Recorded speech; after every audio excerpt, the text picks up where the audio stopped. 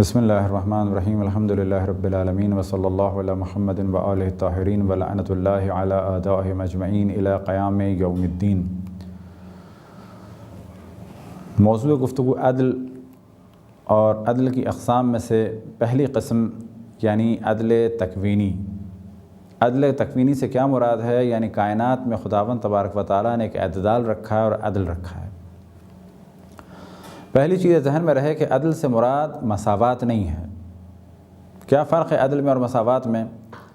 ہم نے عرض کی کہ عدل کی تعریف یہ ہے وضع الشیء علی محلہ۔ مثال کے طور پہ اگر کلاس میں 20 بچے ہیں اور امتحان کے بعد کیا عدل کا تقاضا یہ ہے کہ ان سب کو برابر نمبر دے دیے جائیں؟ کہا جائے گا نہیں، جو جتنے نمبر کا حقدار ہے اتنے نمبر دیے جائیں۔ لہذا عدل کی تعریف ہے وضع الشیء علی محلہ، یعنی جو جس مقام کا اہل ہے اسے وہ مقام دیا جائے، جو چیز جس مقام کی ہے اسی مقام پہ اسے رکھا جائے، جس چیز کا جو مقام ہے اسے وہی مقام دیا جائے۔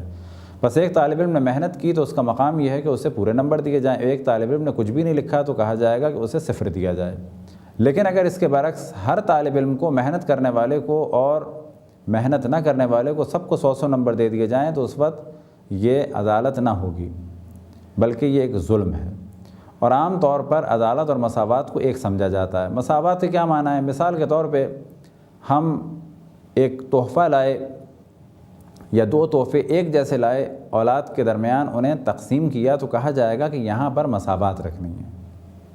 لیکن اگر انہی اولاد کے بارے میں دیکھا جائے کہ جو اللہ سبحانہ و تعالیٰ نے قانون بنایا کہ لڑکی کو ایک حصہ اور لڑکے کو اس کا دگنا ملے گا، تو یہاں پر یہ نہیں کہا جائے گا کہ یہ مساوات ہوئی، یہ مساوات نہیں ہوئی، بلکہ یہاں پر کہا جائے گا کہ ان دونوں کی کیفیات اور کیا اس لڑکی پر واجب ہے اور کیا اس لڑکے پر واجب ہے، اس کو دیکھتے ہوئے، مد نظر رکھتے ہوئے جو قانون بنا وہ یہ کہ لڑکی پر اپنے شوہر اور آل اولاد کا نفقہ واجب نہیں، ان کا خرچہ واجب نہیں، لیکن لڑکے پر اپنی آل اولاد اور بیوی کا نفقہ واجب ہے۔ لہذا لڑکی کو ایک حصہ ملا اور لڑکے کو اس کے دگنے ملیں گے۔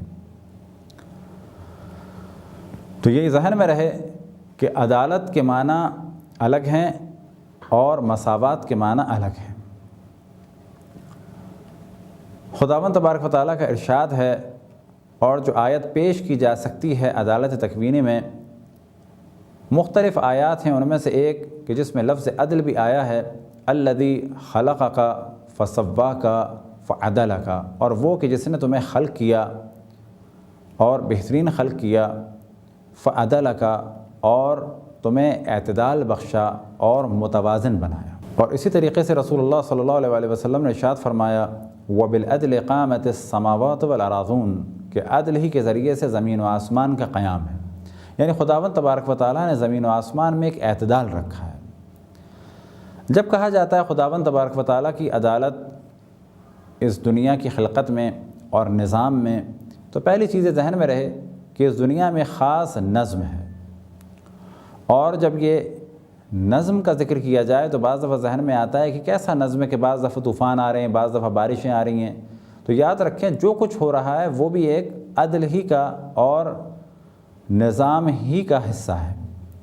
نظم ہے تو سب کچھ ہو رہا ہے۔ مثال کے طور پہ اگر کہیں بارش ہو تو خود بخود کیچڑ ہوگی۔ اب کوئی کہے کہ یہ بارش ہوئی اور غلط بارش ہوئی اور ہمارے راستے میں کیچڑ ہو گئی، یا کسی کا گھر نشیب میں تھا تو وہاں پانی جمع ہو گیا، تو وہ کہے گا کہ بارش سے ہمارے گھر میں پانی جمع ہو گیا، یہ بارش جو ہے ایک بری چیز ہے۔ لیکن جس کا باغ تھا اور اگر زمین میں کاشتکاری کے اعتبار سے دیکھا جائے، فصلوں کے اعتبار سے دیکھا جائے، خصوصاً اس وقت دیکھا جائے کہ جب پانی کی ضرورت تھی، تو کہا جائے گا کہ یہ بڑا اللہ کا لطف و کرم ہوا کہ ہماری زمین کو پانی مل گیا اور پانی کی بڑی ضرورت تھی۔ لیکن یہی بارش اگر زمین کے حوالے سے دیکھی جائے کہ جب گندم کاٹنے کا یا کسی فصل کو اتارنے کا وقت ہو، اس وقت بارش ہو جائے تو کہا جائے گا کہ یہ بارش ہو کے فصل خراب ہو گئی۔ دنیا میں جتنے بھی اس قسم کے امور ہیں یہ نسبی ہیں۔ نسبی سے کیا معنی؟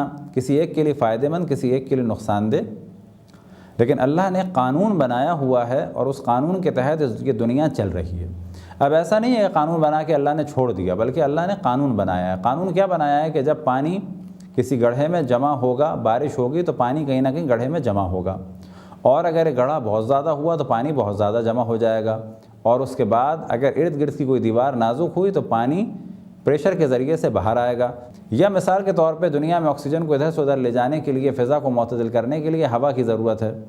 اب جب ہوائیں ادھر سے ادھر ٹکراتی ہیں اور بعض دفعہ طوفان کی سی کیفیت ہوتی ہے، جب ہوا زیادہ ہوگی طوفان آئے گا، پانی اچھلے گا، اور جب پانی اچھلے گا تو بالآخر ایسی جگہ پہ جائے گا کہ جہاں پر اس کے جانے کے لیے راستہ ہوگا۔ تو اگر دیکھا جائے تو طوفان اور یہ ساری چیزیں در حقیقت یہ خود ایک